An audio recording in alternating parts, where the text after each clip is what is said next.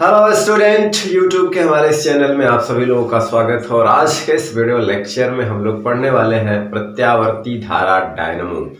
एक और धारा डायनमो पढ़ेंगे, उसको हम लोग कहेंगे दिष्ट धारा डायनमो। तो सबसे पहले हम लोग प्रत्यावर्ती धारा डायनमो पढ़ेंगे, ठीक है ना।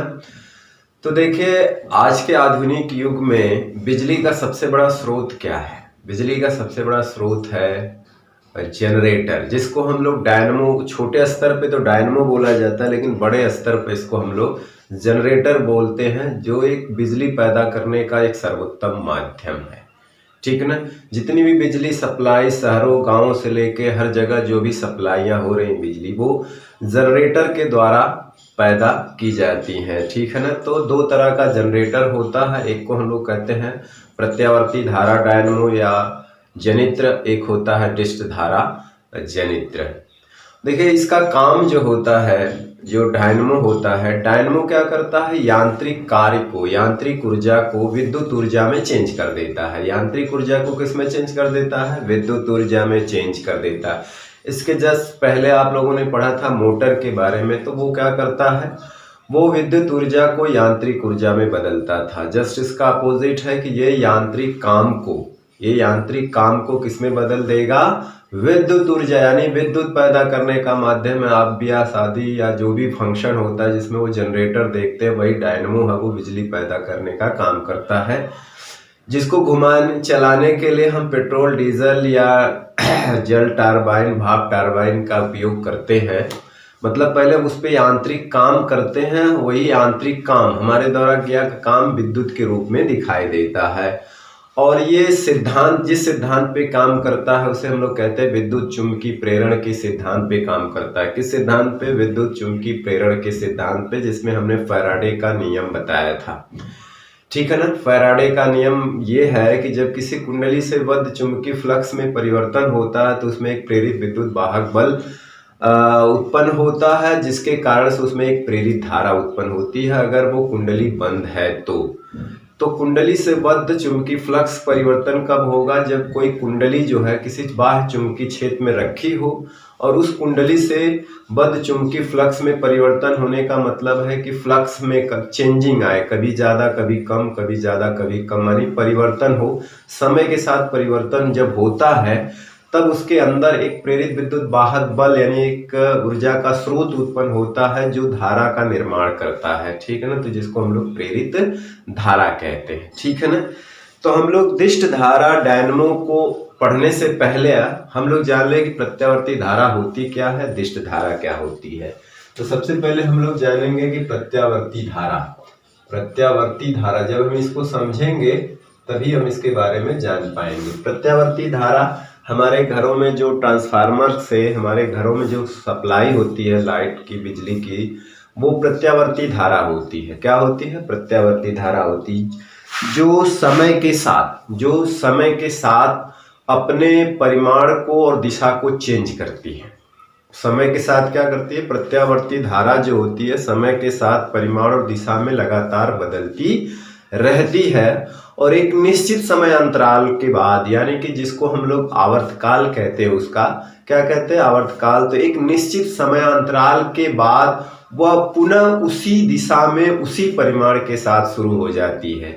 यानी कि ऐसी धारा जिसका परिमाण और दिशा समय के साथ लगातार बदलता रहता है और एक निश्चित समय अंतराल के बाद उसी परिमाण उसी दिशा में फिर से शुरू हो जाता है, तो उस धारा को हम लोग कहते हैं प्रत्यावर्ती धारा। जिसका अभी हम ग्राफ बनाएंगे तो उससे समझ में आएगा कि प्रत्यावर्ती धारा का ग्राफ कैसा होता है समय के साथ, ठीक है ना। इसके बाद दिष्ट धारा जो होती है वो समय के साथ परिमाण और दिशा में कोई चेंज नहीं होती है। दिष्ट धारा केवल एक डायरेक्शन में बहती है। दिष्ट धारा किसी एक डायरेक्शन में बहती है। जिससे बैटरी से जो हमें करंट मिलती है उसको हम लोग दिष्ट धारा कहते हैं, और जनरेटर से जो करंट मिलती है उसी को हम लोग प्रत्यावर्ती धारा कहते हैं। जो हमारे घरों में धारा आती है उसे भी हम लोग प्रत्यावर्ती धारा कहते हैं, जो समय के साथ अपने परिमाण और दिशा में बदलती रहती है। समय के साथ परिमाण और दिशा में क्या करती रहती है? अपने आप को चेंज करती रहती है, ठीक है ना।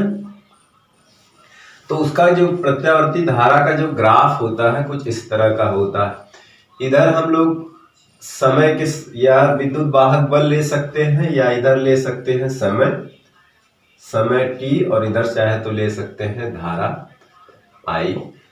तो वो कुछ इस तरह का उसका ग्राफ आता है, ठीक है ना। यानी कि वो पहले एक डायरेक्शन में धीरे धीरे बढ़ना शुरू होती है और मैक्सिमम होती है, मैक्सिमम होने के बाद फिर धीरे धीरे घटना शुरू होकर के फिर जीरो होती है, जीरो से शुरू होती है, फिर एक डायरेक्शन में मैक्सिमम होती है, फिर घटती है, घटते घटते जीरो होती है, फिर दिशा बदल जाती, फिर दूसरे दिशा में धीरे धीरे बढ़ते अधिकतम होती है नेगेटिव डायरेक्शन में, फिर मैक्सिमम जैसे ही होती है फिर धीरे धीरे घटते जीरो हो जाती है। यानी कि इसको हम लोग कहते हैं यहां से लेकर के यहां तक हम बोलते हैं उसका एक चक्र बोलते हैं, एक आवर्तकाल भी बोल सकते हैं। इसमें लगा समय एक आवर्तकाल। एक चक्र में हम देखेंगे कि वो 2 बार करंट जीरो होती है और 2 बार मैक्सिमम होती है। अब देखिए जैसे यहां से शुरू हुआ तो एक निश्चित समय अंतराल के बाद फिर ऐसे ही शुरू हो गई। जैसे देखिए जैसे इस तरह शुरू हुई थी ना, तो एक निश्चित समय एक चक्र के बाद फिर वैसे ही शुरू हो गई, ठीक है ना। तो ये क्रम चलता रहता है, इसे हम लोग कहते हैं प्रत्यावर्ती धारा। और एक आती है दिष्ट धारा। दिष्ट धारा वो होती है जिसकी डायरेक्शन नहीं बदलती है, ना ही परिमाण बदलता है, न डायरेक्शन बदलती है समय के साथ और ना ही परिमाण बदलता है, न डायरेक्शन न परिमाण। यानी वो कुछ इस तरह से ही चलती है, यानी एक डायरेक्शन में, ठीक है ना। वो क्या जाती है, सिर्फ एक डायरेक्शन में। इसका जो परिमाण होता है ये कांस्टेंट होता है। जो परिमाण है यानी मैक्सिमम परिमाण यही है, ये नहीं बदलता, एक ही दिशा में होता है। तो इसको हम लोग कहते हैं दिष्ट धारा। तो हम लोग प्रत्यावर्ती धारा डायनमो के साथ साथ दिष्ट धारा डायनमो भी पढ़ेंगे। उसमें सारे सिद्धांत सब कुछ वही रहेगा, बस थोड़ा सा यहाँ पे डिफरेंस हो जाएगा सर की बलय में। तो चलिए आइए हम लोग प्रत्यावर्ती धारा डायनमो पढ़ते हैं। हमें आशा है कि आपको प्रत्यावर्ती धारा समझ में आई होगी, ठीक है ना। चलिए यहाँ पे आते हैं। तो प्रत्यावर्ती धारा डायनमो क्या करता है, ये यांत्रिक ऊर्जा को प्रत्यावर्ती धारा में बदलता है, यानी विद्युत ऊर्जा में बदलता है, ठीक है ना। तो इसमें पहली रचना की बात करें तो इसमें पहला काम आता है छेद चुंबक। छेद चुंबक यानी यहाँ पे दिख रहा है ये ध्रुव है, जो छेद चुंबक होते हैं यू आकार के होते हैं, और इसका एक ध्रुव N होता है और एक ध्रुव S होता है। और जानते हैं कि चुंबक के क्षेत्र रेखाएं जो होती हैं वो N से निकल करके S पे समाप्त होती हैं, यानी बाहर अगर देखा जाए तो N से निकलेंगी S पे आके मिलेंगी। तो ये का चुंबकीय क्षेत्र जो है यहाँ बाएं से क्या है, दाएं है। ये एक शक्तिशाली चुंबक होता है, एक शक्तिशाली क्या होता है, चुंबक होता है। और फिगर में क्या होता है कि इसकी चुंबकीय क्षेत्र की जो दिशा होती है वो बाएं से दाएं। इसका एक ध्रुव N होता है, दूसरा ध्रुव S होता है। इसको उत्तरी ध्रुव बोलते हैं और इसका दक्षिणी ध्रुव बोलते हैं। एक तरह से ये ओवरव्यू है, इसका अंदर का संरचना है, कुछ इस तरह का वो होता है, ठीक है ना। चुंबक और बहुत बड़े बड़े चुंबक होते हैं, शक्तिशाली चुंबक होते हैं, ठीक है ना। और इसी के बीच जो है एक कुंडली घूमती है जिसको हम लोग आर्मेचर कुंडली। आर्मेचर कुंडली क्या होता है, नर्म लोहा, नर्म लोहे के क्रोड पर एक नर्म लोहा होता है। ये एक कुंडली जो होती है नर्म लोहा होता है, उसका एक क्रोड पर कोर पर तांबे के इंसुलेटेड मतलब कवर चढ़ा हुआ इंसुलेटेड जो है पृथक्कृत तांबे के तार के बहुत सारे फेरे लपेट करके बनाई जाती है, यानी फेरों की संख्या अधिक रखी जाती है। फेरों की संख्या अधिक इसलिए रखी जाती है कि जितना अधिक फेरे रहेंगे उतना अधिक ज्यादा जो है हमको प्रत्यावर्ती धारा मिलेगी। इसके हिसाब से चुंबकीय क्षेत्र भी प्रबल होना चाहिए। अगर धारा का मान हमें ज्यादा लेना है तो फेरों की संख्या ज्यादा रखना होगा और चुंबकीय क्षेत्र भी हमको क्या रखना होगा, ज्यादा रखना होगा, ठीक है ना। जो इस पे तार लपेटे जाते हैं वो तार 2 ठो निकल करके आते हैं, ठीक है ना। तार इसको हम नाम रख देते हैं ए, कुंडली का नाम B, C और D, ठीक है ना। तो उस कुंडली लपेटते हैं तो उससे 2 तार निकल करके आते हैं, एक तार ये निकल के आता है और एक तार ये निकल कर आता है, ठीक है। अभी इसको हम लोग समझाते हैं, ठीक है ना। तो जानते हैं प्रत्यावर्ती धारा कैसे चलती है, इस तरह से चलती है, ठीक। अब आइए बात करते हैं, ये हो गया छेद चुंबक, ये हो गया आर्मेचर कुंडली हो गई।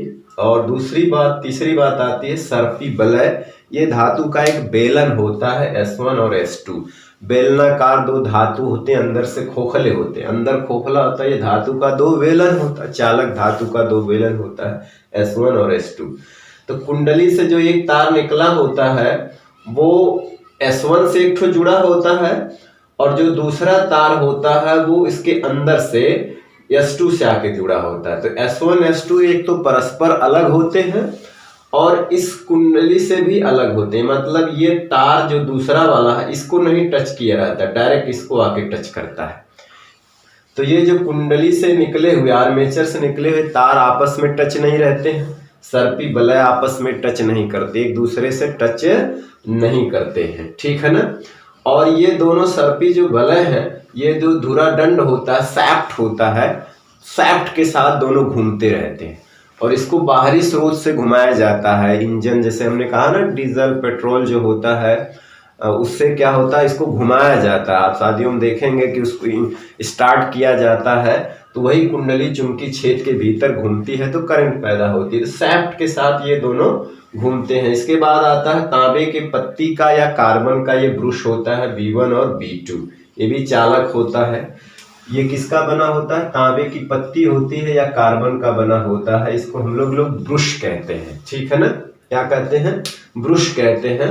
ये स्थिर रहता है, ये नहीं घूमता है। हाँ, ये जो सर्पी वलय होते हैं इनको टच करते हुए घूमते हैं इनको। चलिए, तो ये जो है ये है तांबे की पत्ती होती है जिसको सर्पी वलय जो है स्पर्श करता रहता है और इसका संबंध जो है बाह्य परिपथ से होता है। बाह्य परिपथ का मतलब वो है कि जहाँ पे हमें इसको करंट को यूज करने के लिए ले जाते हैं, ठीक है ना। तो ये इसका सिद्धांत क्या हुआ कि इसका सिद्धांत है विद्युत चुंबकीय प्रेरण के सिद्धांत पे काम करता है, जो फैराडे का दोनों नियम है उस पे काम करता है। कुंडली से अगर फ्लक्स में परिवर्तन, फ्लक्स का मतलब, उस पर हमने एक छोटा सा वीडियो बनाया है। फ्लक्स का मतलब होता है चुंबकीय क्षेत्र रेखाओं का समूह जो इस कुंडली से होकर के गुजरती है, इस कुंडली से होकर के गुजरती है, उसी को हम लोग फ्लक्स कहते हैं। मैक्सिमम फ्लक्स कब होता है, जब चुंबकीय क्षेत्र रेखाओं के लंबवत तल रखा हो। तल क्या हो, चुंबकीय क्षेत्र रेखाओं के लंबवत मतलब पूरी की पूरी क्षेत्र रेखाएं तल से होकर के गुजरती हैं, तो हम कहते हैं फ्लक्स मैक्सिमम है, जिसका हमें फार्मूला भी बताया था, phi equal to b into a, ठीक है ना। अब हम इसकी कार्यविधि के बारे में पढ़ते हैं, ठीक है ना। कार्यविधि कि कैसे काम करता है, ठीक है ना। अब देखिए, इसमें ये जो करंट की डायरेक्शन बताई गई है, पहले एक डायरेक्शन बताई गई है। देखिए, अब इसमें हम लोग एक प्रेरित धारा की दिशा का नियम भी हमने पढ़ाया था उसको अलग से, कि प्रेरित धारा की दिशा कैसे ज्ञात करते हैं। तो उसमें कहते हैं कि अंगूठा जो होता है, दाएं फ्लेमिंग के दाएं हाथ का नियम होता है, जिसमें अंगूठा जो है वो चालक की दिशा में रखता है गति के, और ये जो उंगली होती है पहली वाली वो छेद की डायरेक्शन में रहती है, और बीच वाली जो उंगली होती है ये प्रेरित धारा की दिशा बताती है। क्या बताती है, दिशा बताती है। अंगूठा चालक की गति की दिशा में, ये छेद की दिशा में, और ये प्रेरित धारा की दिशा में, यानी ये वाली बीच वाली उंगली जो होती है प्रेरित धारा की दिशा में, चालक की गति, छेद की दिशा, प्रेरित धारा की दिशा।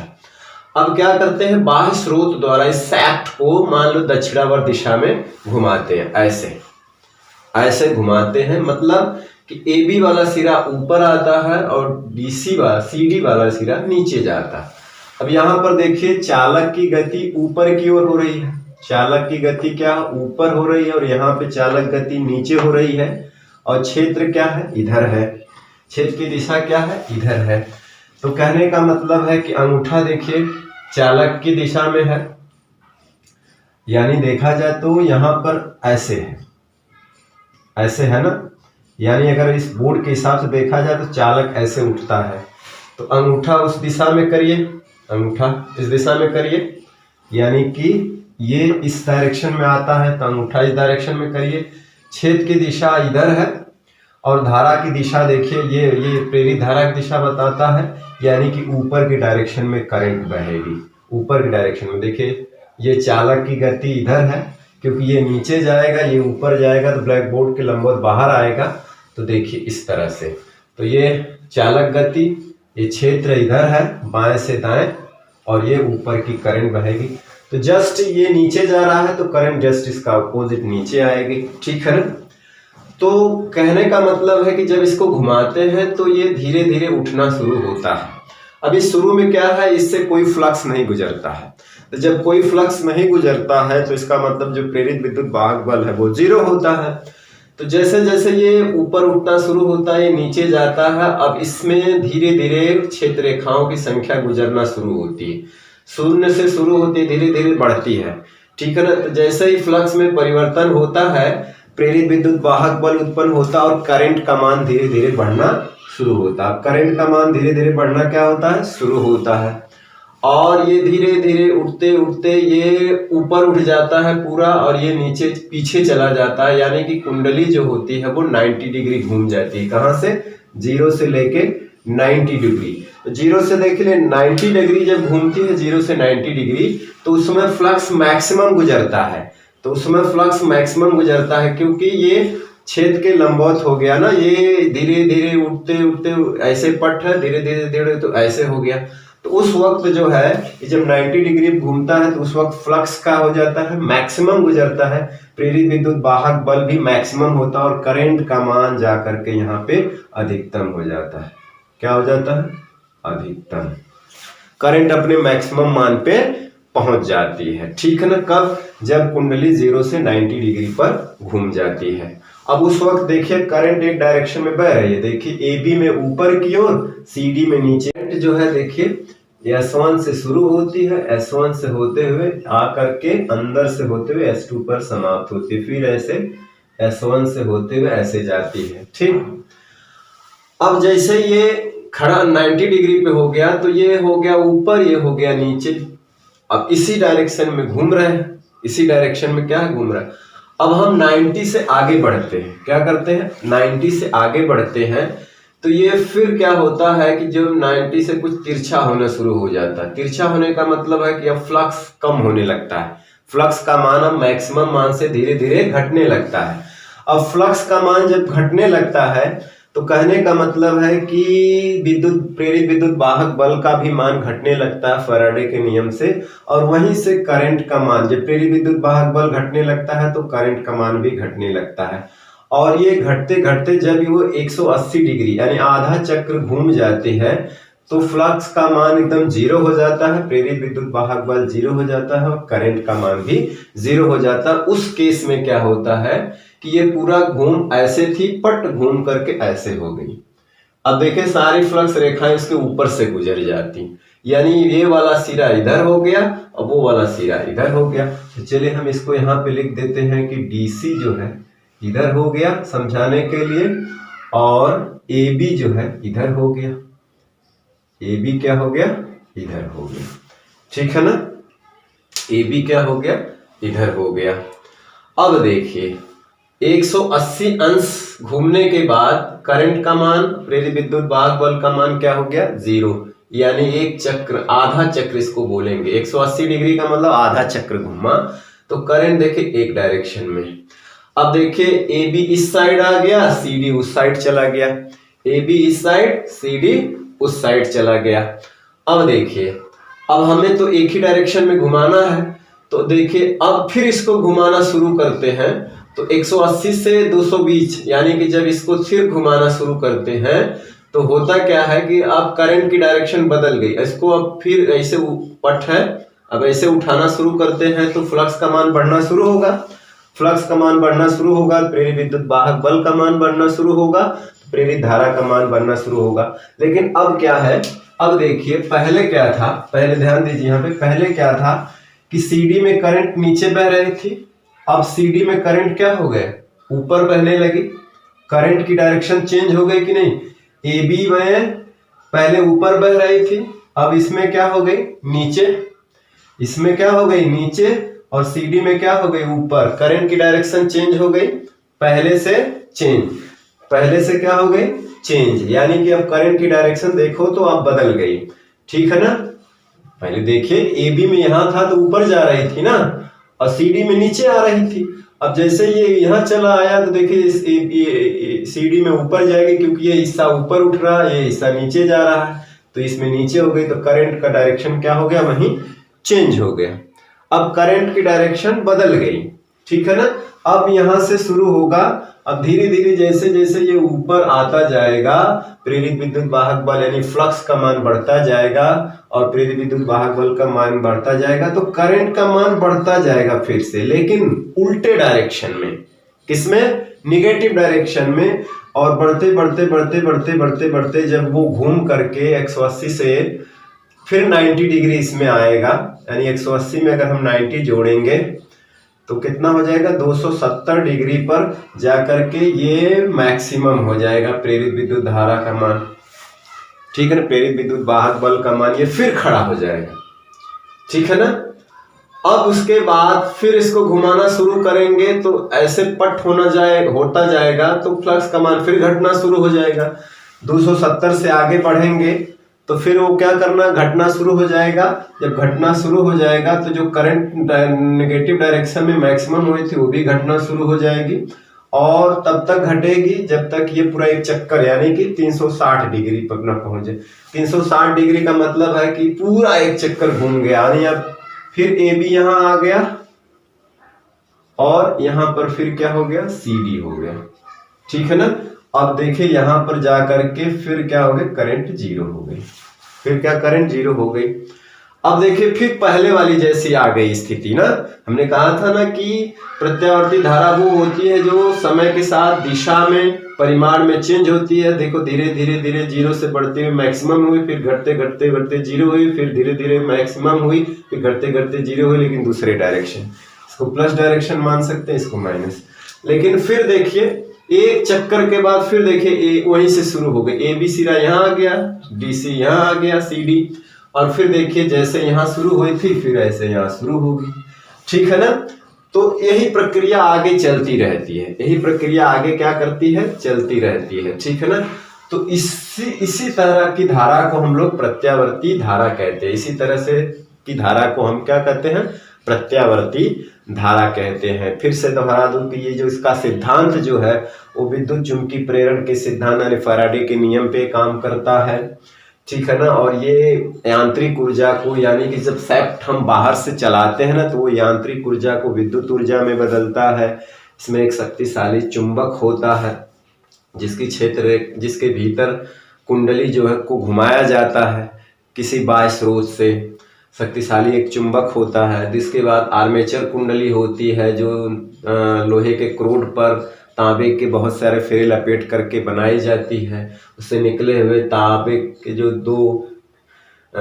निकले हुए जो तार होते हैं वो धातु के दो बेलन से जुड़े होते हैं, जिसको हम लोग सर्पी वलय कहते हैं, S1 S2, जो परस्पर अलग होते हैं। और ये तार भी परस्पर अलग होते हैं जिनका संबंध ब्रुश्य होता है जो तांबे की पत्ती का बना होता है, और उनका संबंध बाह्य परिपथ से होता है, ठीक है ना।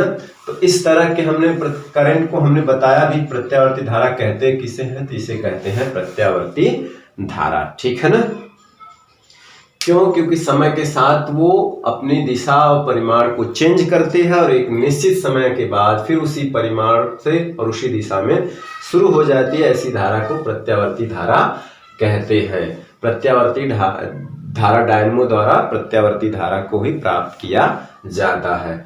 अब हम लोग पढ़ेंगे दिष्ट धारा डायनमो, जिसमें इसी सारी प्रक्रिया वही रहेगी, सब कुछ वही रहेगा, और बशर्ते क्या है कि ये जो है बदल जाएगा, सर्पी वलय के जगह विभक्त वलय आ जाएगा, जैसा कि मोटर में आता है। उसका भी हम संरचना बना के दिखा देते हैं, ठीक है ना।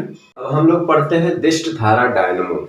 सिद्धांत में कोई अंतर नहीं, क्षेत्र चुंबक में कोई अंतर नहीं, आर्मेचर कुंडली में कोई अंतर नहीं, ब्रुश में कोई अंतर नहीं।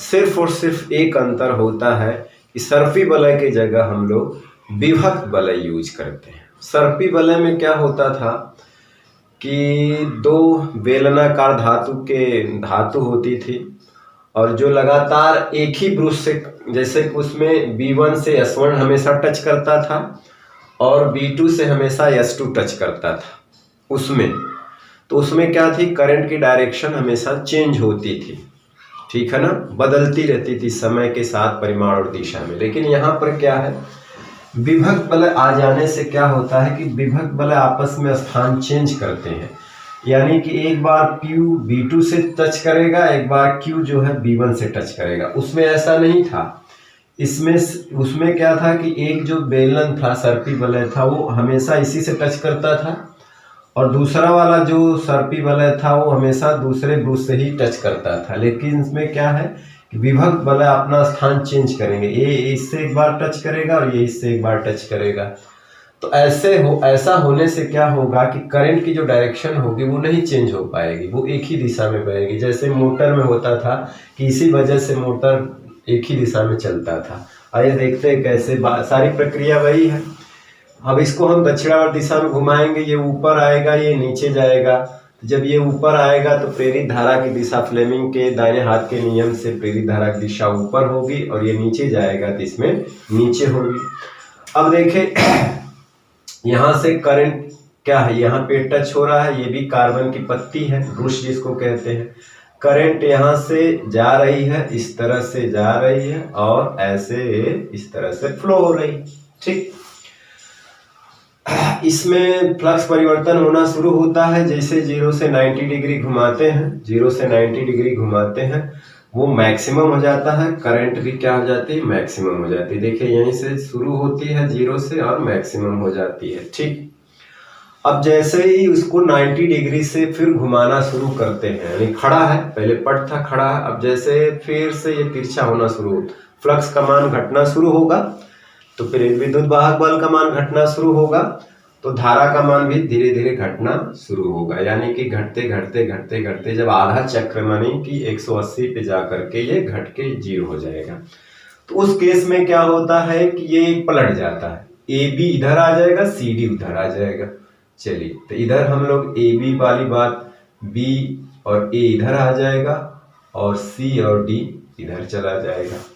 तो देखिए एक साथ उसके साथ एक घटना और होती है कि ये विभक्त बलय जो Q है वो भी बदल जाता है, यानी कि इस केस में अब Q इधर हो गया और P इधर हो गया। उसके साथ साथ देखिए ये भी क्या हो गया, चेंज हो गया, और ये चला गया उस साइड, P वाला चला गया उस साइड, Q वाला इधर आ गया। यानी कि जो हिस्सा इधर था वो इधर आ गया, जो हिस्सा इधर था इधर आ गया। अभी भी देखिए इधर करंट, जब ये वाला हिस्सा जिसमें करंट नीचे बह रही थी, और जब ये हिस्सा इधर आ गया, यानी ये वाला हिस्सा जब इधर आ गया DC, तब भी देखिए करंट उस वाले में क्या है, ऊपर ही बह रही है, और ये वाला जो हिस्सा नीचे इधर चला गया तो उसमें भी करंट क्या है, नीचे बह रही है। यानी कि करंट की डायरेक्शन हमेशा एक ही दिशा में होगी, जब भी बहेगी तब भी। देखिए जब भी ये सिरा ये यहाँ आएगा तो करंट हमेशा इसमें ऊपर ही बहेगी, यानी यहाँ से निकलेगी, और ये सिरा जब यहाँ आएगा करंट हमेशा नीचे आएगी, क्योंकि उसी वक्त ये भी चेंज हो जाता है, उसी वक्त ये भी क्या हो जाता है, चेंज। यानी कि ये हिस्सा जब इसमें आता है तो ये पूरा साथ से साथ यहाँ चला आता है, यानी कि करंट की डायरेक्शन हमेशा यहाँ नीचे बनी रहेगी और यहाँ हमेशा ऊपर बनी रहेगी, यानी कि हमेशा करंट ऐसे दिशा में बहती रहेगी, एक ही दिशा में बहती रहेगी, यानी कि सिर्फ एक ही दिशा में। फिर वो 0 से मैक्सिमम होगा, फिर 0 होगा, फिर 0 से मैक्सिमम होगा, फिर 0 होगा, यानी करंट नेगेटिव डायरेक्शन में नहीं बदलेगी। क्यों? क्योंकि यहाँ पे विभक्त बलय भी अपना स्थान चेंज कर ले रहा है, और जबकि प्रत्यावर्ती जो धारा डायनमो था उसमें क्या होता, सर्पी बलय अपना पोजीशन नहीं चेंज करता था, वो हमेशा B1 से टच था तो S1 B1 से ही टच था, S2 B2 से ही टच था, वो अपना स्थान नहीं चेंज, कंटिन्यू इससे ही टच किया रहता था और कंटिन्यू ये इससे टच किया रहता था। तो इसीलिए आधे चक्र में जो करंट एक दिशा में जाती थी और दूसरे आधे चक्र में करंट की दिशा पलट करके दूसरे डायरेक्शन में जाने लगती थी। अगर यहीं पर ये जो न अपना स्थान बदले तो यहाँ भी करंट क्या हो जाएगी, चेंज हो जाएगी, डायरेक्शन बदल जाएगी, जो ऊपर जा रही थी वो नीचे हो जाएगी, नीचे वाली ऊपर हो जाएगी। लेकिन ये इसके साथ साथ ये भी क्या है, अपना पोजीशन बदल रहा है, ठीक है ना। ये यहाँ उठ के चला आ रहा है, तो ये जब यहाँ आ गया तो इसमें करंट नीचे में ना आ रही है, और जब ये यहाँ ऊपर चला है तो इसमें ऊपर जा रही है। तो बार बार ये होता है, तो ये करंट हमेशा यहाँ ऊपर की दिशा में ही जाएगी और इधर जो भी पोर्शन आएगा उसमें नीचे ही आएगी, यानी करंट हमेशा एक ही डायरेक्शन में बहेगी। ठीक है ना, करंट हमेशा एक ही डायरेक्शन में बहेगी क्योंकि ये अपनी पोजीशन को चेंज कर ले रहे हैं। और वही बात जो है प्रत्यावर्ती धारा डायनेमो में ऐसा नहीं हो पा रहा था, क्योंकि वो सर्पी वलय जो थे वो हमेशा B1 से ही कंटिन्यू टच किया रहता था, B2 से S2 हमेशा टच किया रहता था, वो अपनी पोजीशन नहीं चेंज करते थे। ठीक है ना, तो इसलिए उसमें आधे चक्र के बाद धारा की दिशा चेंज हो जाया करती थी। ठीक है ना, और ऐसा इसमें नहीं होता क्योंकि विभक्त वलय भी अपना स्थान जस्ट बदल देते हैं तुरंत आधे चक्र के बाद। तो इसलिए करंट एक ही दिशा में बहती रहती है और इसे हम लोग कहते हैं, इस धारा को दिष्ट धारा। क्या कहते हैं? दिष्ट धारा। ठीक है ना, तो सिर्फ अंतर क्या है? विभक्त वलय का अंतर, और कोई अंतर नहीं है। सिद्धांत उद्धांत सब वही है, सारी प्रक्रिया वही है, केवल विभक्त वलय का अंतर है। ठीक है ना, तो ये था दिष्ट धारा डायनेमो। ठीक है, तो वीडियो लेक्चर अब यहीं समाप्त करते हैं और नेक्स्ट वीडियो लेक्चर में फिर आपसे मिलते हैं। तब तक पढ़ाई करते रहें, पढ़ते रहें, अपनी परीक्षा की तैयारी करते रहें। All the very best, thank you very much.